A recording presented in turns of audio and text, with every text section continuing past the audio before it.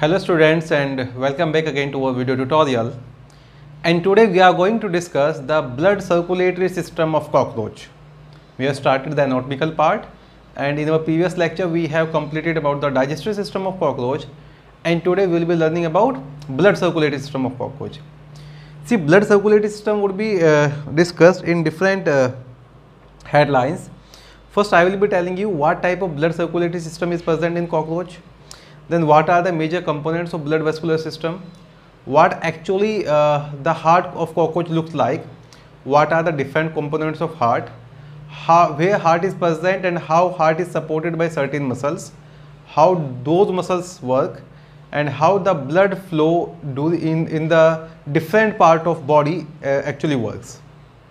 Okay, so let us start our lecture, and title of today's lecture would be blood circulatory system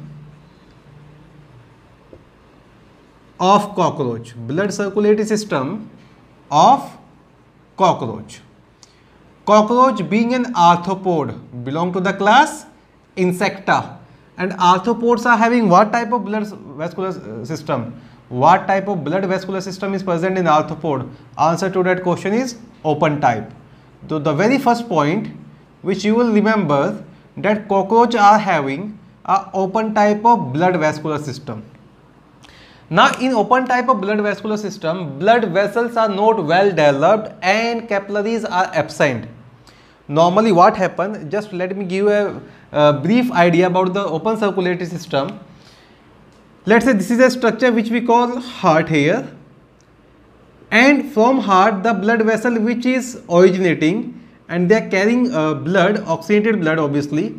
These vessels are referred as to arteries, and then arteries divide and become arterioles, and arterioles divide and become what? Arterioles divide and become capillaries, and these capillaries they reunite. These capillaries they reunite and make venules, and these venules eventually make up and make veins. This is what is closed circulatory system. This is what is closed circulatory system. In open circulatory system, these capillary system is absent. They might be having certain arteries, but they are not very well developed.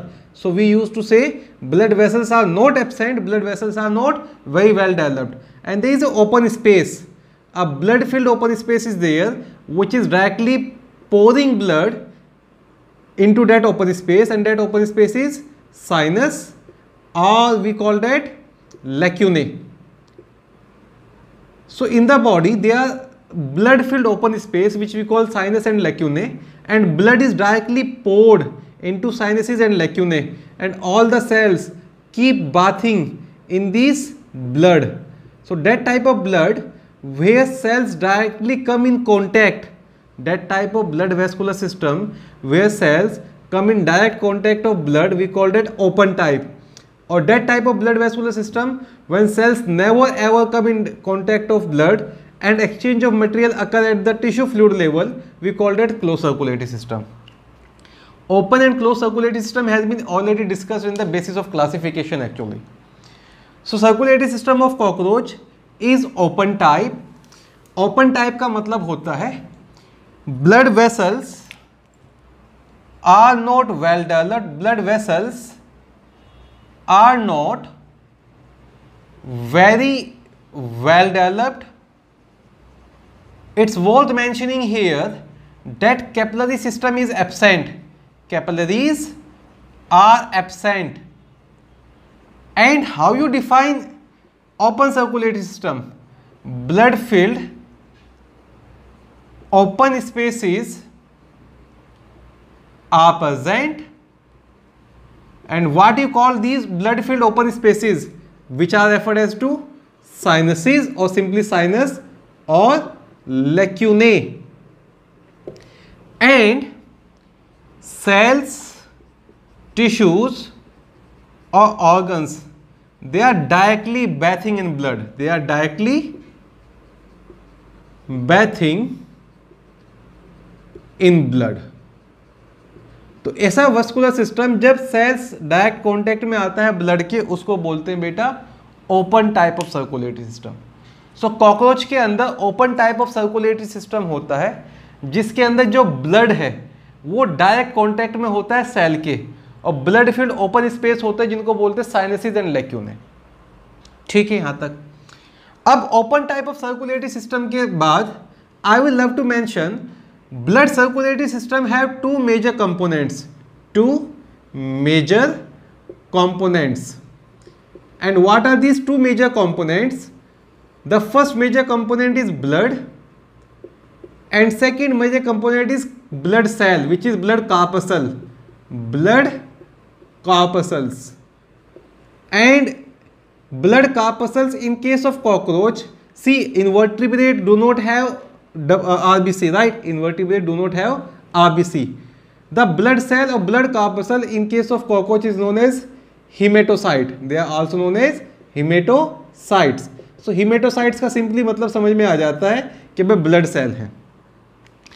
अब अगर पहले इसके blood के बारे में बात करूं, I guess this part is done. If I talk about the blood of cockroach, see जो ब्लड ऑफ कॉकरोच होता है वो उसके अंदर कोई भी पिगमेंट वगैरह नहीं होता है, आरबीसी नहीं होती है, और उसके प्लाज्मा के अंदर भी कोई भी रेस्पिरेटरी पिगमेंट नहीं होता है। तो ब्लड लैक्स रेस्पिरेटरी पिगमेंट। अब आपने ना अभी ब्लड और लिम्फ के बारे में पढ़ लिया है ह्यूमन के टिश्यूज में, और लिम्फ के अंदर आरबीसी भी नहीं होती और लिम्फ के अंदर हीमोग्लोबिन भी नहीं होता है, तो उसको हम कलरलेस फ्लूइड बोलते हैं। बाकी अगर एनिमल की बात करें, अगर हम अर्थवॉर्म की बात करें, तो अर्थवॉर्म के अंदर भले ही आरबीसी ना हो पर उसके प्लाज्मा के अंदर हीमोग्लोबिन डिजोल्व होता है।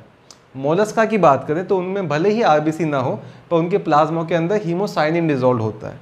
तो उनके प्लाज्मा को हम जनरली वर्ड यूज़ कर ही नहीं सकते एज हीमोलिम्फ, उसको हम लिम्फ की तरह नहीं वर्ड यूज़ कर सकते। पर यहाँ पर क्योंकि रेस्पिरेटरी पिगमेंट नहीं होता है, इसलिए जो ब्लड होता है, blood of cockroach lacks respiratory pigment, hence colorless. The very first thing, if you are on a hunt someday and you are hunting a cockroach और अपना पैर रख देते हैं कॉकरोच से, तो एक कलरलेस जो थोड़ा सा वाइटिश फ्लूइड आता है जो उसका ब्लड होता है, that is not having any color। और रेस्पिरेटरी पिगमेंट नहीं है इसलिए इसको कहते हैं हीमोलिम्फ, hence called हीमोलिम्फ। तो कोई बच्चा पूछ भी रहा था भाई the blood of cockroach is known as haemolymph, उसको बताया था ब्लड वेस्कुलर सिस्टम में कंप्लीट हो जाएगा। तो हीमोलिम्फ क्यों वर्ड यूज करते हैं? Because it does not have any respiratory pigment. ठीक है बच्चों, अब रेस्पिरेटरी पिगमेंट नहीं है तो यहाँ से तो ये कंसेप्ट समझ में आ जाएगा कि भाई ब्लड जो है वो कोई भी रोल प्ले नहीं करेगा in the transportation of gases. Blood of cockroach और haemolymph of cockroach does not play any role in transportation of gases. ये अलग अलग रोल प्ले करेगा जो मैं डिस्कस करने वाला हूँ। But blood consists of certain chemicals. Fine, it does not have any of the hemoglobin, but chemical compositions are there. There are certain organic molecule which has been formed by the ionization of inorganic molecule. So certain sugars, certain phosphates, certain other organic molecules are present in blood. So hence called colorless and called hemolymph. Blood of cockroach contains organic molecules like phosphates, और यहाँ पर एक sugar है जिसके बारे में मैं mention करना चाहता हूँ, और वो इंसेक्ट की ब्लड की करेक्टरिस्टिक शुगर होती है। इंसेक्ट का जो भी ब्लड होता है, अगर मैं आपसे पूछूं which is the characteristic sugar of your blood, sir we I guess you guys have an idea about it. Glucose is the characteristic sugar of our blood. हम आए दिन अपना ग्लूकोज टेस्ट कराते रहते हैं ना भाई, तो glucose is the characteristic sugar of our blood. And this other sugar which is the characteristic of insect, cockroach being an insect तो शुगर इनके पास भी होगी। And the name of that sugar is trehalose और trehalose. The name of sugar, a characteristic sugar, characteristic sugar is present in blood of cockroach as well as other insect, cockroach as well as other insect, and name of that characteristic sugar is trehalose, and other name is ट्रैक्योलोज। देखो ट्रैक्योलोज इसको इसलिए बोलते हैं क्योंकि trachea जिनके पास respiratory organ होता है उनके पास होती है ऐसी शुगर।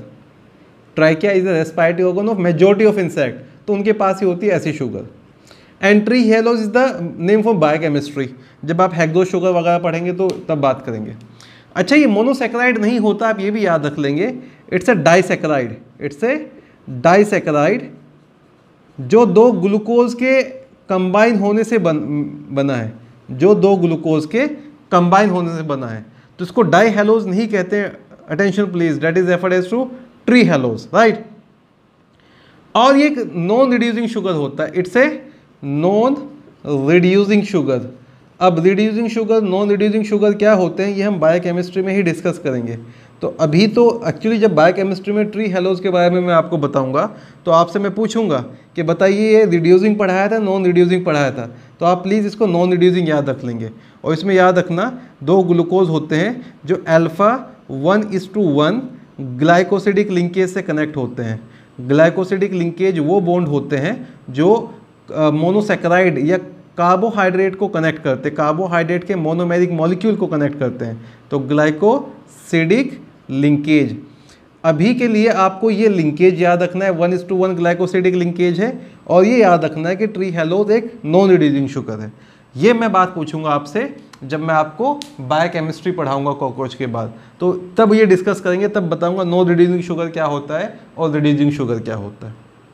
खैर, तो ब्लड जो है उसके अंदर रेस्पिरेटरी पिगमेंट नहीं होता, ब्लड कलरलेस होता है, इसलिए हीमोलिम्फ कहते हैं। ब्लड के अंदर ऑर्गेनिक मॉलिक्यूल होते हैं जैसे कि फॉस्फेट्स हैं, कार्बोनेट्स हैं, और भी कई सारे ऑर्गेनिक मॉलिक्यूल या मिनरल्स आपको मिल जाएंगे। एक बहुत ही करेक्टरिस्टिक शुगर होता है जिसका नाम होता है ट्रीहेलोज या ट्रैक्योलोज। तो जो ट्रीहेलोज और ट्रैक्योलोज होता है वो एक नॉन रिड्यूसिंग शुगर है। इट्स अ डाइसेकेराइड जो दो ग्लूकोज के मिलने से बनता है, उनके बीच में जो दो बॉन्ड होता है वो अल्फा 1:1 है। अल्फा 1:1 ग्लाइकोसिडिक लिंकेज, जो भी शुगर वाला पार्ट है ये हम बायोकेमिस्ट्री में डिस्कस करेंगे, ये मैंने 2-3 बार तो कह ही दिया है। तो पहला पार्ट हो गया ब्लड। देन जो सेकंड पार्ट होता है ब्लड कार्पसल और हिमेटोसाइट, और दो तरह की हिमेटोसाइट मिलती है, एक होती है प्रोल्यूकोसाइट और दूसरी होती है phagocyte. The other is phagocyte. अब प्रोल्यूकोसाइट साइज में छोटी होती है, पर रिलेटिवली इसका जो न्यूक्लियस है वो फैगोसाइट से बड़ा है। A cell which is smaller in size with a relative larger nuclei that is referred as to प्रोल्यूकोसाइट। और फैगोसाइट साइज में बड़ी होती है बट इसका न्यूक्लियस रिलेटिवली छोटा होता है। A cell which is having relatively smaller nucleus but larger in size is phagocyte. Phagocyte क्या कर रहा होगा, जितने भी फॉरेन बैक्टीरियाज है, foreign micro organism, foreign debris है, उस सबको इन्गल्फ कर रहा होगा, तो फैगोसाइटोसिस में हेल्प करता है।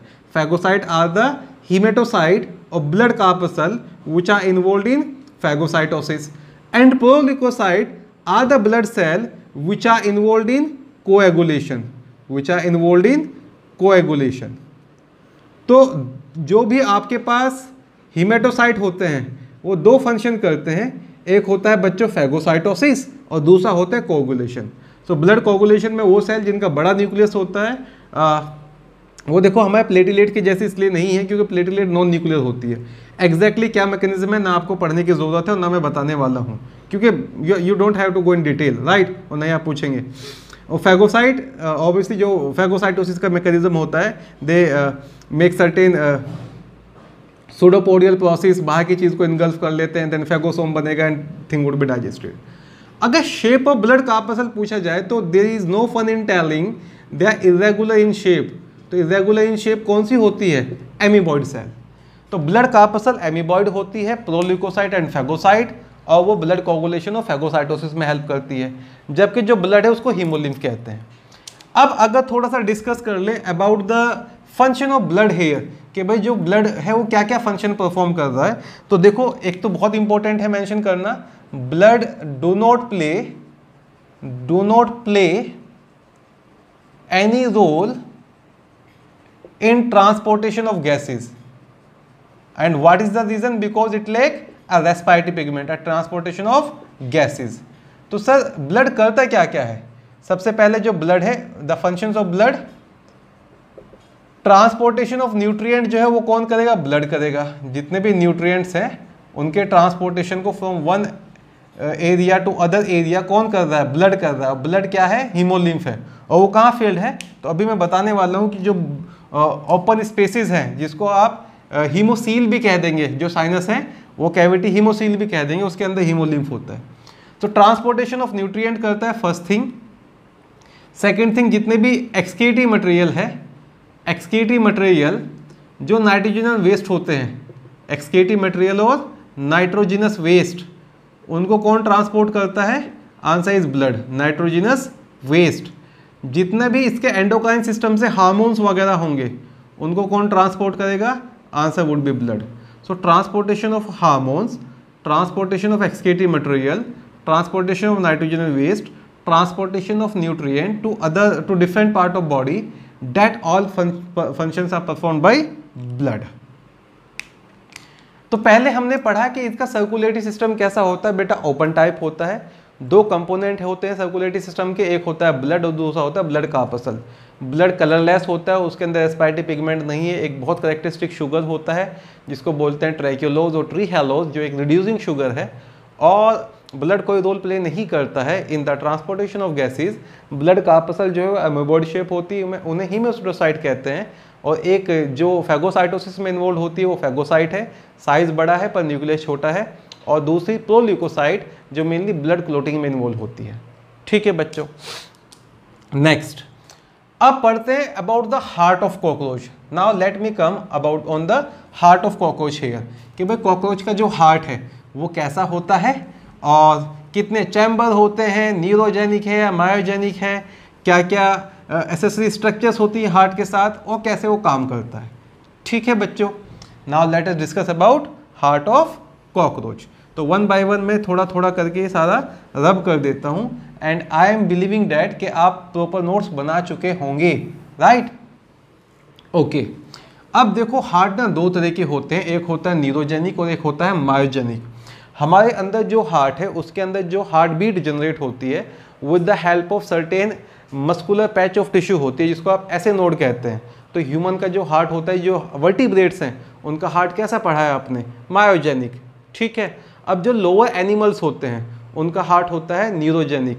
आप याद रखेंगे मोलस्का का भी हार्ट मायोजेनिक है और हायर वर्टिब्रेट्स या कोर्डेट्स का हार्ट मायोजेनिक है। बाकी जो एनिलीड रह गए और आर्थ्रोपोड रह गए उनका जो हार्ट होता है वो न्यूरोजेनिक होता है। अब न्यूरोजेनिक का मतलब क्या है वो भी मैं बता देता हूँ। Now the heart of cockroach. अब जब कॉकरोच के हार्ट की तरफ हम चल रहे थे, जब कॉकरोच के हार्ट को हम डिस्कस कर ही रहे हैं, तो सबसे पहले तो मैं मेंशन करूंगा इट इज़ न्यूरोजेनिक।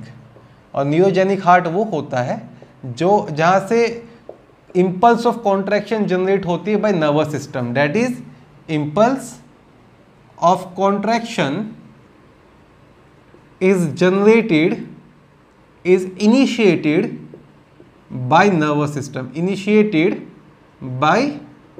system। तो एक गैंग्लियन होगी जिसके लिए वर्ड यूज करते हैं कार्डिक गैंग्लियन। कार्डिक क्यों? क्योंकि हार्ट के पास है, और कार्डिक गैंग्लियन जनरेट करती है इम्पल्स ऑफ कॉन्ट्रैक्शन, इसलिए हार्ट के लिए वर्ड यूज कर। हार्ट कैसा होता है? न्यूरोजेनिक।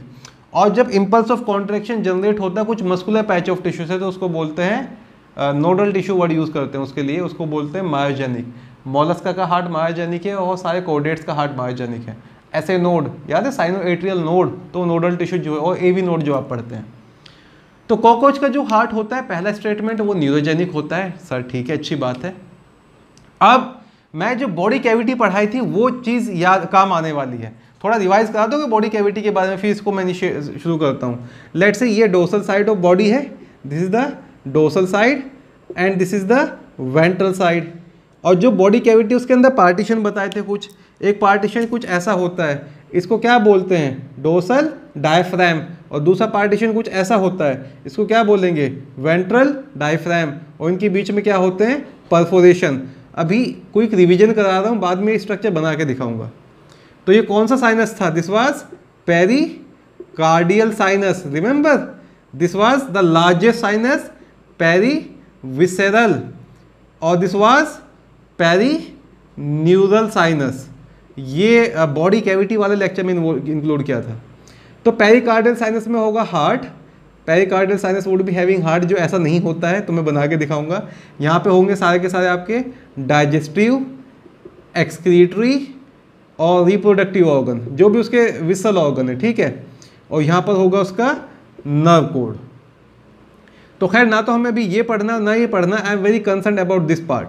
और पेरिकार्डियल साइनस में उसका जो हार्ट होता है वो एक ट्यूब है, डोर्सल, एक मस्कुलर ट्यूब है, to be very exact it would be something like this, a muscular tube which is present in the dorsal mid line, dorsal है और डोर्सल मिड लाइन में प्रेजेंट होगा।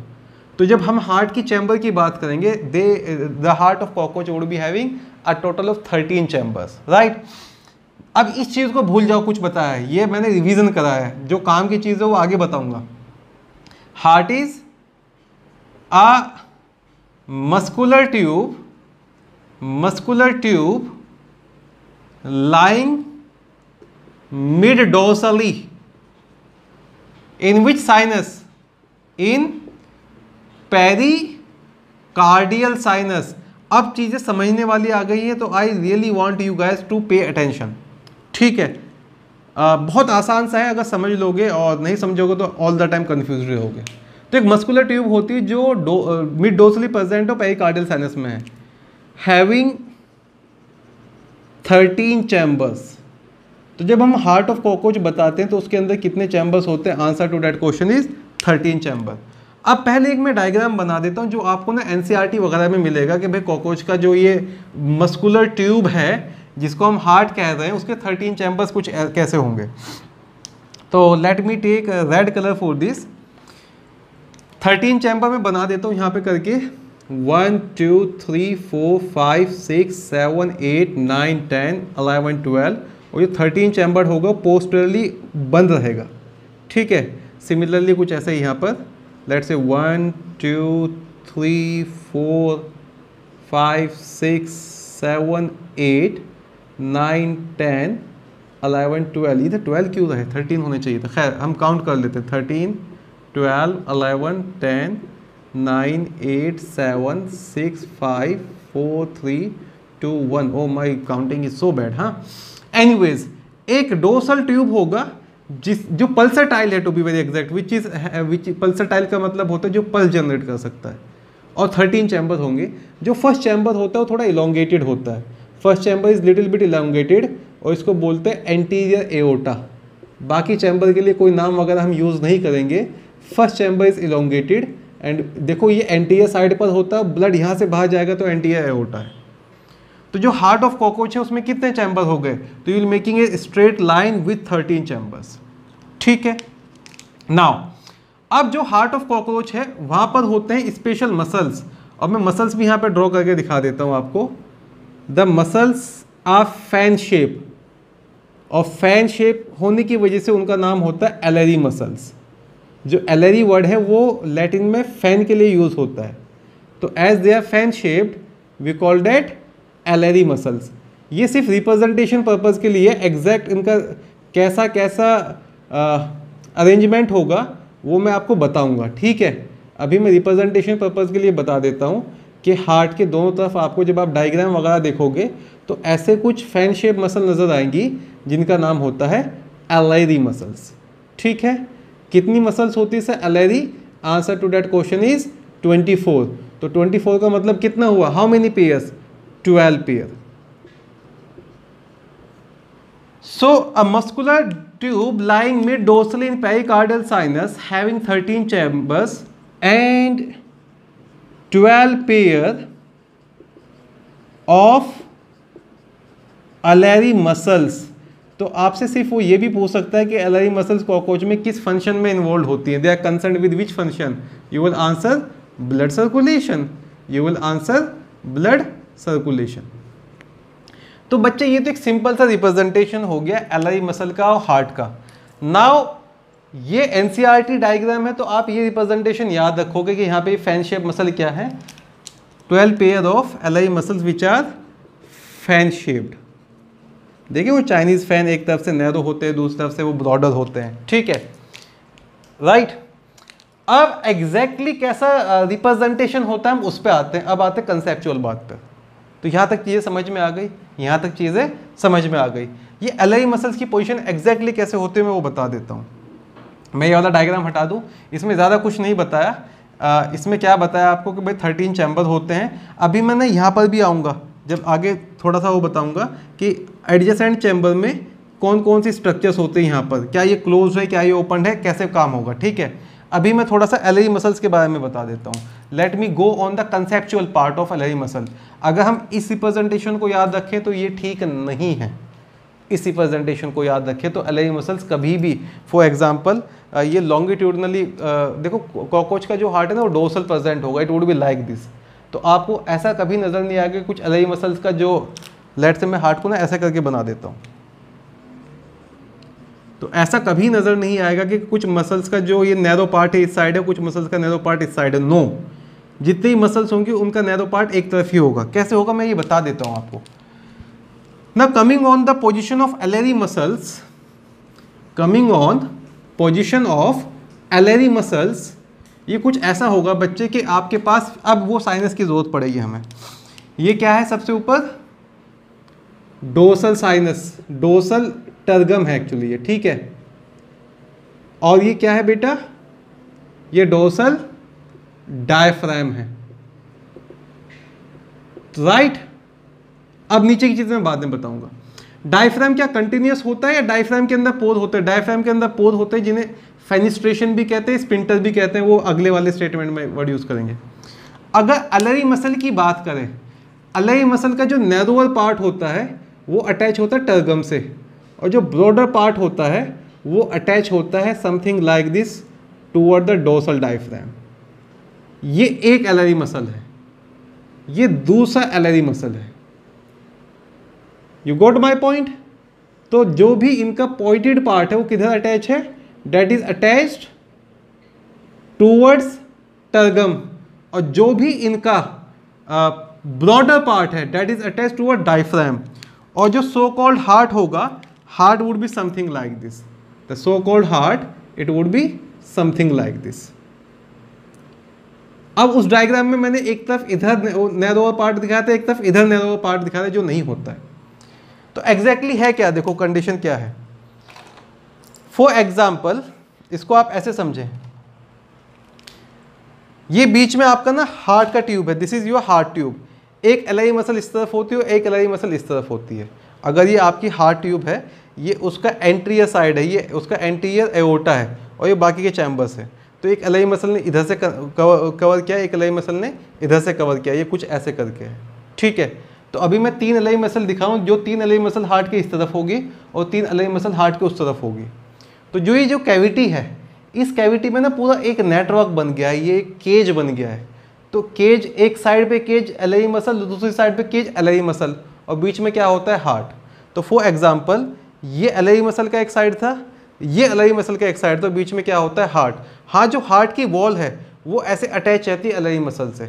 हार्ट की wall अलग नहीं होती है, हार्ट की वॉल से अटैच विद एलआरई मसल। तो जब एलआरई मसल कॉन्ट्रैक्ट और रिलैक्स करेंगी तो मेनली किसके ऊपर का फर्क पड़ेगा, जब एलआरई मसल कॉन्ट्रैक्ट और रिलैक्स करेंगी तो मेनली क्या, तो ये नीचे, जब ये कॉन्ट्रैक्ट करेंगी तो इसको ऊपर खींच लेगी, जब ये कॉन्ट्रैक्ट करेगी तो इसको फ्लैट कर देगी, जैसे तुमने कॉन्ट्रैक्शन ऑफ डायफ्राम पढ़ा था, वो भी मैं समझाऊंगा अभी। और जब ये रिलैक्स करेगी तो इनको ऊपर खींच लेगी।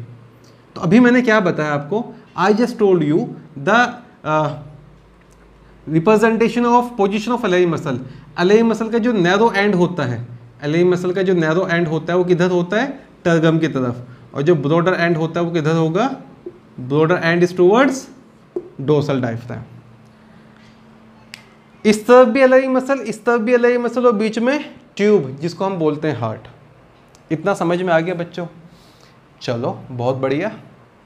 नेक्स्ट, अब इससे आगे एक चीज़ और बताता हूँ। फॉर एग्जाम्पल हम हार्ट को ना ऐसे कंसिडर कर रहे हैं कि हमारे पास ये 13 चैम्बर हार्ट है, और इसमें से कुछ चैम्बर्स को मैंने यहाँ पर ले लिया है।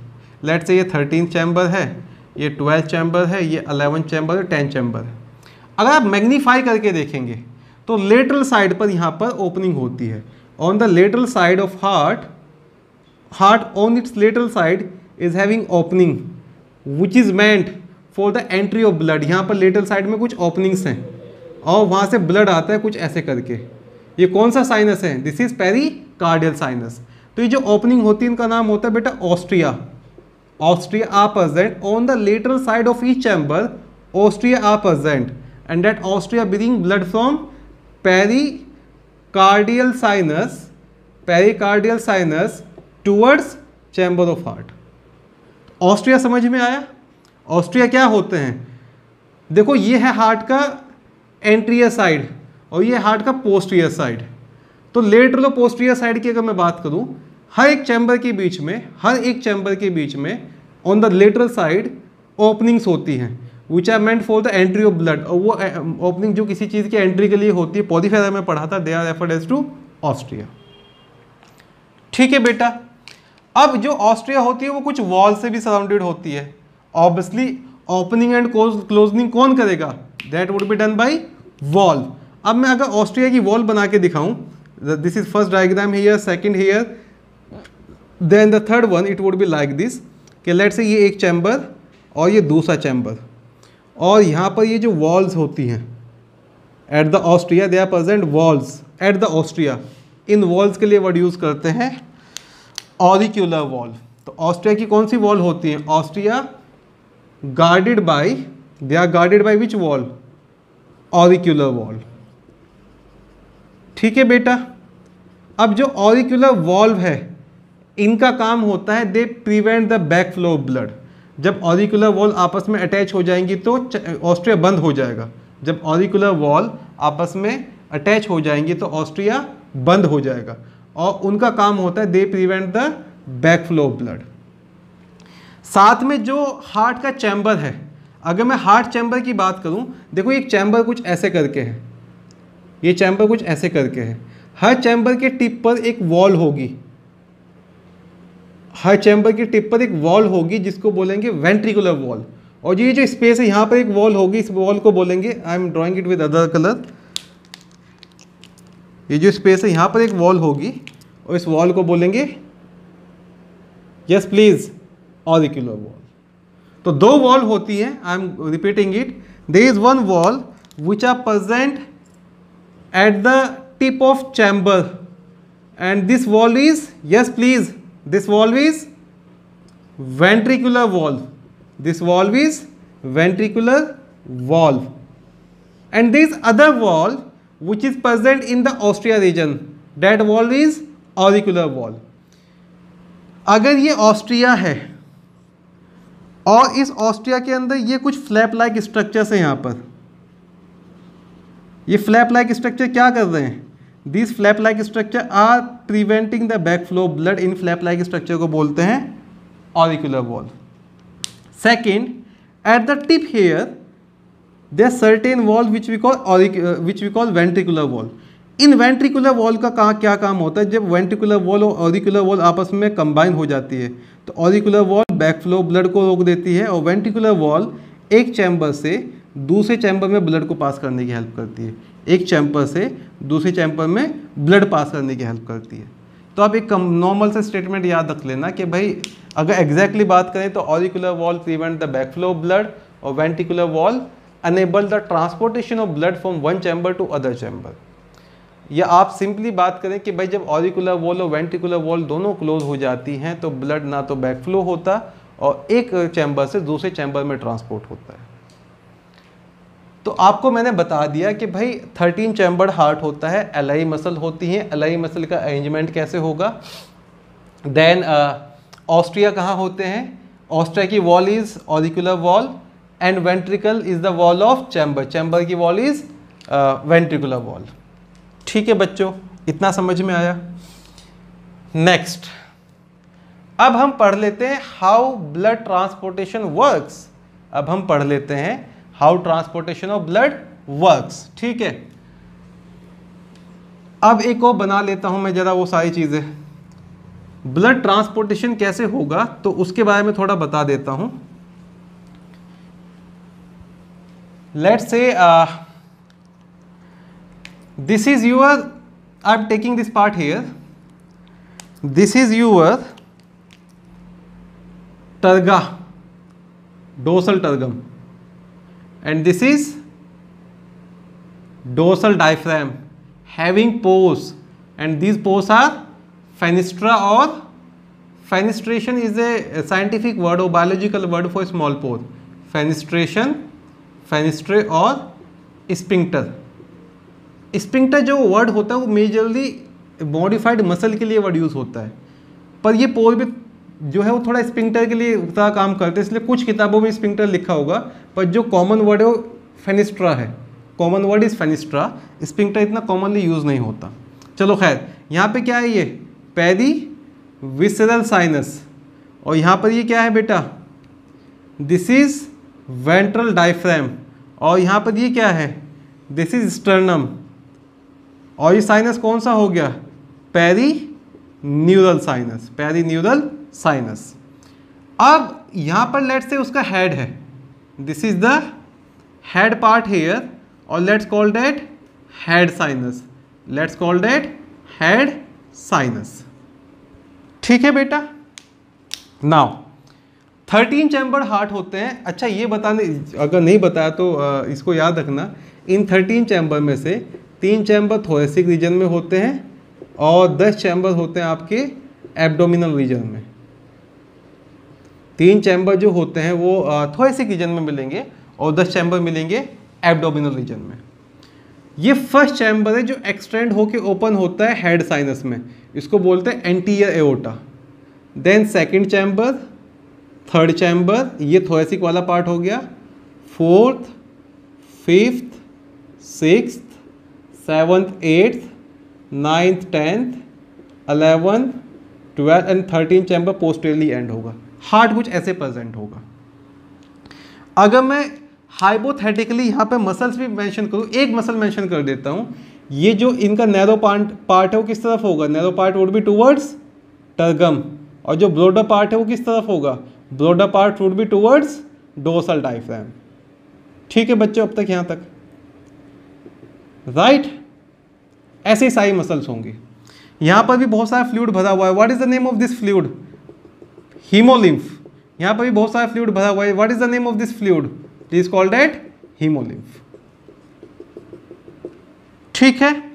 अब वर्किंग ऑफ हार्ट बता देता हूँ. Let me tell you about how this heart work, और क्या होता है जब एलआई मसल कॉन्ट्रैक्ट होंगी और क्या होगा जब एलआई मसल रिलैक्स करेंगी. वर्किंग ऑफ हार्ट, सबसे पहले मैं बताने वाला हूं कॉन्ट्रैक्शन ऑफ एलआई मसल. देखो जब एलआई मसल कॉन्ट्रैक्ट होगी तो क्या होगा, आपने इसको अपने डायफ्राम की तरह कंसिडर करो. जब आपका डायफ्राम कॉन्ट्रैक्ट होता है तो फ्लैट हो जाता है, डोम शेप हो जाता है. Answer is it become flattened. तो एलआई मसल्स का अरेंजमेंट कुछ ऐसा है कि जब वो कॉन्ट्रैक्ट होती है डायफ्राम फ्लैटेंड हो जाता है. ये कुछ अगर आप इसको समझने की कोशिश भी करें तो लेट्स से ये आपका ना एलआई, ये आपका डायफ्राम है, this is your diaphragm here. कुछ एलआई मसल्स इस साइड पर है और कुछ एलआई मसल्स इस साइड पर है. भाई ऑब्वियसली हर एक सेगमेंट में ये जो ब्रॉडर पार्ट ही ऐसे आ रहा होगा, नैरोअर पार्ट इधर से आ रहा होगा. तो यहाँ पर क्या है, टर्गम. यहाँ पर क्या है, टर्गम. तो एलआई मसल्स का नैरोअर पार्ट टर्गम की साइड और ब्रॉडर पार्ट डायफ्राम की साइड. तो कुछ एलआई मसल्स इस साइड अटैच है और कुछ एलआई मसल इस साइड अटैच है. जो बीच में क्या है, ये क्या है, पेरिकार्डियल साइनस. तो जब ये कॉन्ट्रैक्ट करेंगे तो ये चीज़ ऐसे होती चली जाएगी. जब ये कॉन्ट्रैक्ट करेंगे तो जो डॉम शेप है ये कुछ ऐसे हो जाएगा एंड दिस बिकम फ्लैट. तो upon the contraction of LI muscle, diaphragm gets flattened. अब अगर डायफ्राम फ्लैट हो गया, डायफ्राम जो पहले डॉम शेप था, कॉन्ट्रैक्शन के बाद वो कुछ ऐसा हो गया, तो पेरिकार्डियल साइनस में वॉल्यूम बढ़ गया है बच्चों या कम हो गया है. पेरिकार्डियल साइनस में पहले वॉल्यूम कितना था, इतना. अब वॉल्यूम कितना हो गया है, अब इतना हो गया है. तो पेरिकार्डियल साइनस में वॉल्यूम बढ़ गया है. प्रेशर कैसा होगा, प्रेशर कम हो जाएगा. यहाँ पर प्रेशर ज़्यादा है ब्लड का, यहाँ पर प्रेशर कम है. तो ज़्यादा प्रेशर से कहाँ मूव करना शुरू कर देगा, कम प्रेशर की तरफ. सो जब एलआई मसल कॉन्ट्रैक्ट होते हैं एग्जैक्टली क्या होता है, वॉल्यूम बढ़ा और प्रेशर कम हो गया. क्योंकि पेरिकार्डियल साइनस में ब्लड का प्रेशर कम है और पेरिन्यूरल साइनस में ब्लड का प्रेशर ज़्यादा है. तो ज़्यादा प्रेशर की तरफ से कम प्रेशर की तरफ ब्लड आना शुरू हो जाता है. Blood from contraction of iliac muscle, diaphragm get flattened, blood from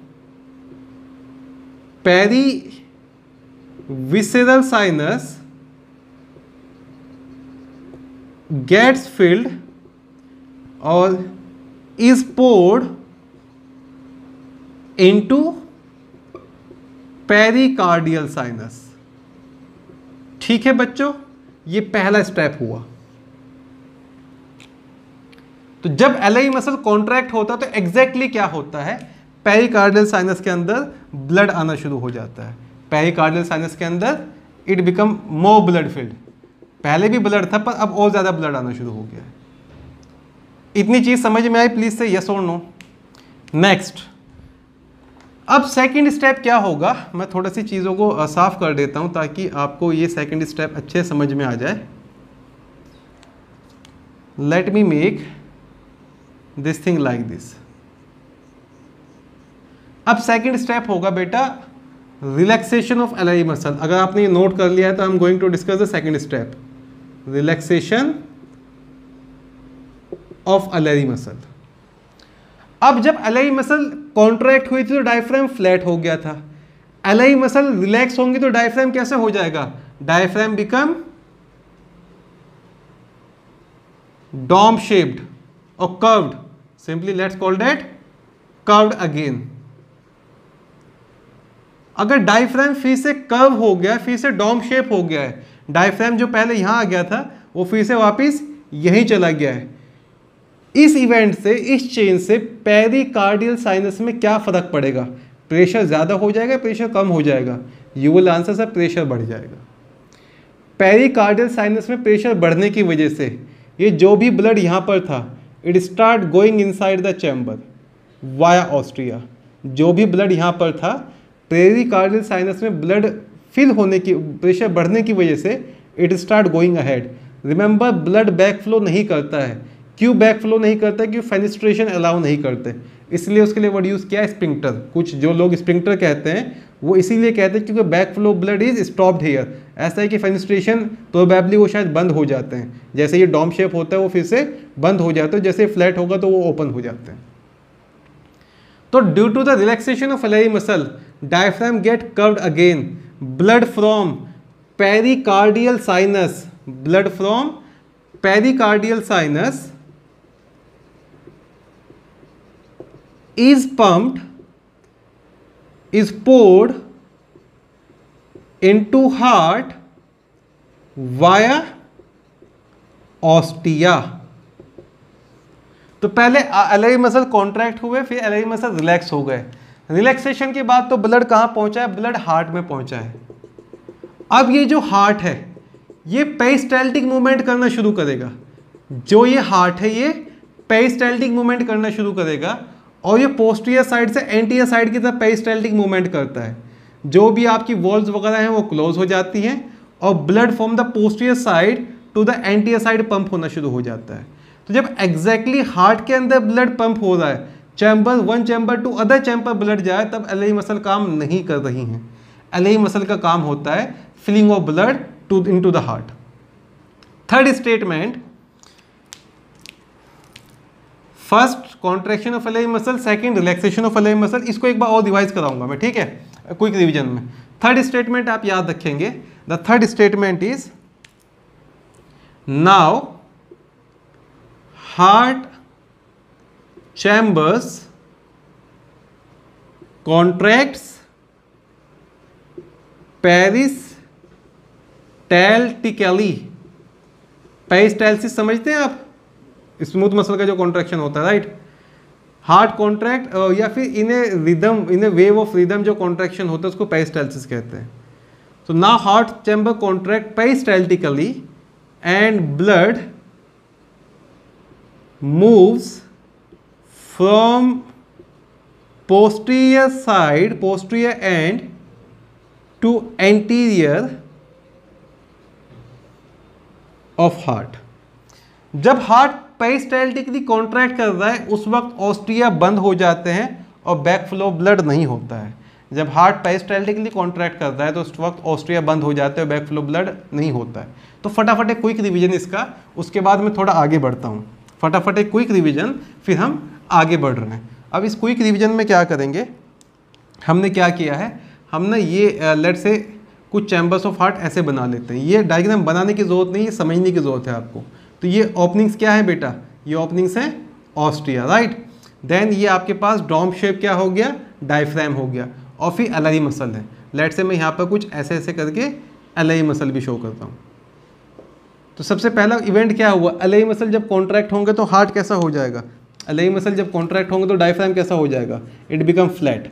flat diaphragm होने की वजह से पेरिकार्डियल साइनस का वॉल्यूम बढ़ गया, प्रेशर कम हो गया, तो पेरीन्यूरल साइनस, पेरीविसरल साइनस से पेरिकार्डियल साइनस में ब्लड आना शुरू हो जाता है, पेरीविसरल साइनस से पेरिकार्डियल साइनस में ब्लड आना शुरू हो जाता है। इस वक्त ऑस्ट्रिया ओपन है। फिर एलआई मसल्स रिलैक्स होंगी तो ये दोबारा से डॉम शेप हो जाएगा। डॉम शेप होगा तो यहाँ का प्रेशर कम, यहाँ का प्रेशर बढ़ गया, और प्रेशर बढ़ने की वजह से अब इन ऑस्ट्रिया से ब्लड कहाँ एंटर कर जाएगा, it would B entering into the heart chamber. अब ये टाइम आएगा जब इनकी जो वॉल्स है वो क्लोज हो जाती हैं। Now the walls of ostia as well as chambers, ventricular wall and auricular wall closes, और हार्ट जो है पेरिस्टाल्टिकली मूव करता है from posterior side to anterior side. तो कहाँ ब्लड मूव करना शुरू करेगा, it would be going from the posterior side to the anterior side towards anterior aorta towards head. देखो सिस्टोल और डायस्टोल की अगर यहाँ पे मैं डिस्कस करूँ आपसे, सिस्टोल जो वर्ड यूज़ होता है वो होता है कॉन्ट्रैक्शन के लिए, और जो डायस्टोल वर्ड यूज़ होता है वो होता है रिलैक्सेशन के लिए। तो जब आपका एलआई मसल ने कॉन्ट्रैक्ट किया, शुरू में जब एलआई मसल ने कॉन्ट्रैक्ट किया तो हार्ट कैसा था, सिस्टोलिक स्टेज में था। हार्ट कैसा था, डायस्टोलिक स्टेज में था। Diastole is for relaxed, systole is for contracted. तो जब एलआई मसल ने कॉन्ट्रैक्शन किया तो हार्ट डायस्टोलिक स्टेज में था। फिर जब एलआई मसल रिलैक्सेशन करती है तो हार्ट अभी भी डायस्टोलिक स्टेज में है। डायस्टोलिक स्टेज और रिलैक्स स्टेज में ही ब्लड फिल होगा। एक बार जब ब्लड फिल होता है तो वॉल्स क्लोज हो जाती है और कॉन्ट्रैक्शन ऑफ हार्ट शुरू होता है, पेरिस्टाल्टिक कॉन्ट्रैक्शन, माने सिस्टोलिक फेज आनी शुरू होती है, और सिस्टोलिक फेज में ब्लड कहाँ पंप हो जाता है, टुवर्ड्स द एंटीरियर साइड। अब यहाँ से ये हेड को जाएगा, कुछ एंटीना और विंग्स के पास चला गया, कुछ आपके पास आ गया पेरिन्यूरल साइनस। पेरिन्यूरल साइनस से कहाँ आएगा, पेरीविसरल साइनस। क्योंकि यहाँ पर ना आप देखोगे इसके यहाँ पे जो नर्व कोड होती है उसकी पोजीशन कैसी होती है, nerve code is ventral in position, nerve code is ventral in position. तो मेनली यहाँ पर ना पहले हेड से आएगा पेरीन्यूरल साइनस, फिर पेरीविसरल साइनस और बाद में पेरिकार्डियल साइनस। थोड़ा कॉम्प्लिकेटेड है, नहीं ये तो बहुत ईजी सा है। तो वर्किंग ऑफ हार्ट की बात करेंगे तो वर्किंग ऑफ हार्ट में ये याद रखना है कि जो एलआई मसल होती हैं जब वो कॉन्ट्रैक्ट होती है तो ब्लड आता है पेरीविसरल साइनस से पेरिकार्डियल साइनस में।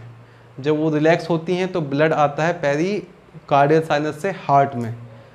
अब ये डायस्टोलिक फेज ऑफ हार्ट थी। उसके बाद ऑस्ट्रियाज की जो वॉल्स हैं और जो चैम्बर्स की वॉल्स हैं वो क्लोज होनी शुरू हो जाएंगी, और आपका जो हार्ट है वो कैसे कॉन्ट्रैक्ट होगा, डेट वुड बी कॉन्ट्रैक्टिंग पेरिस्टाल्टिकली। और जो कॉन्ट्रैक्शन की रिदम है, कॉन्ट्रैक्शन का मैसेज है वो कहाँ से आ रहा है, फ्रॉम द कार्डिक गैंग्लियन, इसलिए न्यूरोजेनिक हार्ट कहते हैं। ठीक है बेटा, एक दो चीज़ें और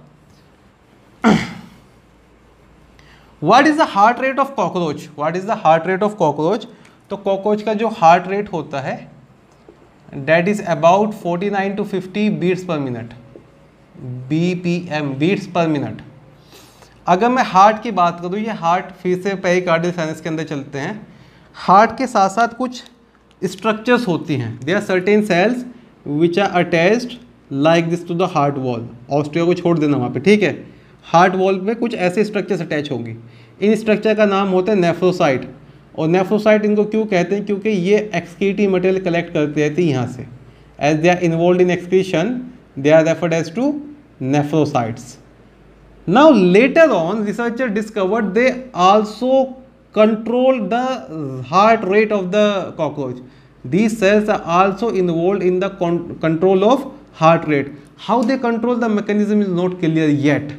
How they control the mechanism is not clear yet. But with excretion they also regulate heart weight. तो कॉकरोच का हार्ट कितनी बार बीट करता है एक मिनट में, 49 to 50 टाइम्स। सर्कुलेशन कैसा हुआ, फिर आपकी ये बॉडी कैविटी आपको बड़े काम आने वाली हैं। समझ रहे इन बॉडी कैविटी को? This is pericardial, this is perivisceral, this is perineural. Pericardial से ब्लड कहाँ गया? हेड साइनस में, this is head sinus. Head sinus से एंटीना में चला गया, फिर यहाँ से विंग्स में चला गया। हेड साइनस से डायरेक्टली ब्लड कहाँ आता है? It is coming to the perineural sinus. Perineural sinus से कहाँ जाएगा? Perivisceral sinus. पेरीविसरल साइनस से सारे के जो ऑर्गन ऑफ बॉडी है, reproductive system, excretory system, digestive system, वहाँ ब्लड जाएगा। और ट्रांसपोर्टेशन के बाद जो भी कुछ है वो कहाँ जाएगा? Pericardial sinus, and the party goes on like this. ठीक है बेटा, प्लीज वर्किंग ऑफ अलेरी मसल जो याद रखेंगे। Is that clear? नाउ हाँ, थोड़ा ना मैं पल्सटाइल एम्पुला भी बता देता हूँ। राइट, 13 चैम्बर्ड हार्ट होता है in the dorsal mid line, that is okay. अब हेड साइनस में, ये फॉर एग्जांपल ये हेड साइनस है, और हेड साइनस में यहाँ से अराइज हो रहे हैं आपके हेड से, ये एंटीनल सॉकेट है, और यहाँ से एंटीना अराइज हो रहे हैं, antennal sockets and antenna arising. जहाँ से एंटीना अराइज होते हैं, एंटीनल सॉकेट्स में ना कुछ सैक लाइक स्ट्रक्चर होते हैं जिनको बोलते हैं पल्सटाइल वेसिकल और पल्सटाइल एम्पुला। कुछ लोग तो उनको एक्सेसरी हार्ट भी कह देते हैं। तो pulsatile vesicle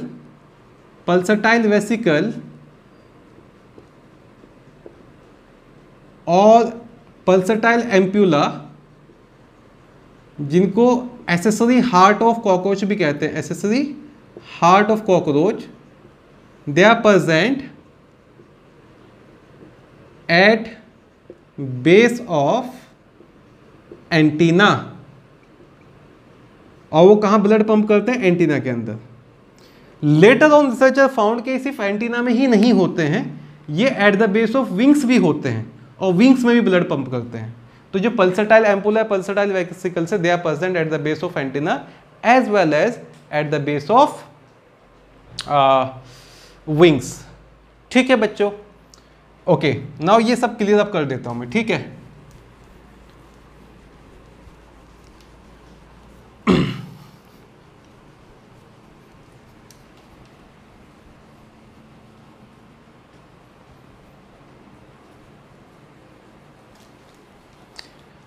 fine. So on a quick revision let us summarise today's lecture. ठीक है, जो कॉकरोच होता है उसका सर्कुलेटरी सिस्टम ओपन टाइप होता है, उसके पास ब्लड होता है और ब्लड कार्पसल्स होते हैं। ब्लड कार्पसल्स को हिमेटोसाइट या सिंपली हीमोसाइट भी कह देते हैं। हिमेटोसाइट का ही दूसरा नाम होता है हीमोसाइट। तो हीमोसाइट और हिमेटोसाइट में ज़्यादा फर्क वगैरह नहीं है, राइट? बुक्स वगैरह में आपको हीमोसाइट लिखा मिल जाए तो don't get confuse. Then blood जो है कलरलेस होता है, उसके पास एस्पायटिक पिगमेंट नहीं है, उसको हीमोलिम्फ कह देते हैं। 3 अलग अलग साइनस। देन आपके पास 12 pair of fan shaped muscles which we call alary muscle. वो एलरी मसल का एग्जैक्टली काम याद करें।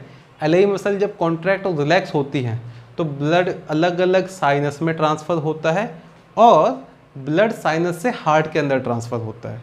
तो alary muscles have a significant role in the transportation of blood to different sinuses of the body as well as from the sinus to the heart। ठीक है, then heart कैसे काम करता है इसके बारे में हमने पढ़ लिया है। पल्सटाइल मसल्स मैंने बता दी हैं आपको, तो यहीं से आपको क्वेश्चंस वगैरह पूछे जाएंगे, यहीं से आपको क्वेश्चंस वगैरह मोस्ट प्रोबेबली पूछे जाएंगे। तो this is all about the blood circulation. NCERT में ज़्यादा कुछ नहीं दिया है। एनसीईआरटी में वो एलआई मसल की जो लोकेशन है वो रिप्रेजेंटेशन के लिए है, तो प्लीज़ एलआई मसल की जो लोकेशन यहाँ पे समझाइए उस पर आप ध्यान दें। ठीक है, heart rate 49 to 50 times, systole and diastole. Diastole होता है रिलैक्सेशन, जब हार्ट में ब्लड फिल होता है, फिर सिस्टोलिक स्टेट आती है तो हार्ट पेरिस्टैटिकली कॉन्ट्रैक्ट करता है। पहले हार्ट एंटी एओर्टा ओपन करेगा हेड साइनस में, वहाँ से आपका चला गया ब्लड जो है एंटीना में और विंग्स में, फिर हेड साइनस से आएगा आपका पेरीन्यूरल साइनस में, और पेरीन्यूरल साइनस से जाएगा पेरीविसरल साइनस में, और पेरीविसरल साइनस से सारे ऑर्गन्स में, और उन ऑर्गन से फिर पेरिकार्डियल साइनस में। ठीक है बेटा, please do remember blood of cockroach does not play any significant role in the transportation of gases. तो ये हो गया ब्लड वेस्कुलर सिस्टम का। I hope you like the lecture and I tried my best to make thing easy. Please don't forget to like the video, share, and you have already subscribed my channel, I know that, and put your valuable comment in the comment box. This is all for today. Thank you. I wish you a very good day ahead. Happy Sunday tomorrow.